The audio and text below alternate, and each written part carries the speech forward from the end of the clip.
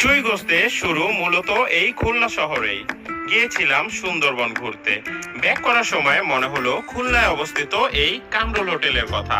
আমার জানা মতে এইখানেই খুলনার ঐতিহ্যবাহী চুই গোস্ত পাওয়া যায়। আর এটা হচ্ছে খুলনার আলোচিত সেই ডিম খোটা।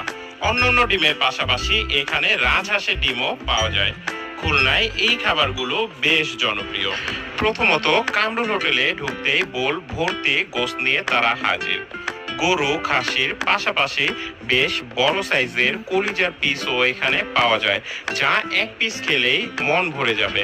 বেশ অনেক বছর ধরেই এই কামরুল সাহেব এই চুই গোস্তের ব্যবসা পরিচালনা করে আসছেন, যা খুলনার 0 পয়েন্টে অবস্থিত। প্রতি পিস তারা 175 টাকা করে বিক্রি করে থাকে, যা আপনি পছন্দ অনুযায়ী নিতে পারবেন। আমি একটি করুলির পিস নিয়েছিলাম, সাথে এই আকর্ষণীয় চুই। 175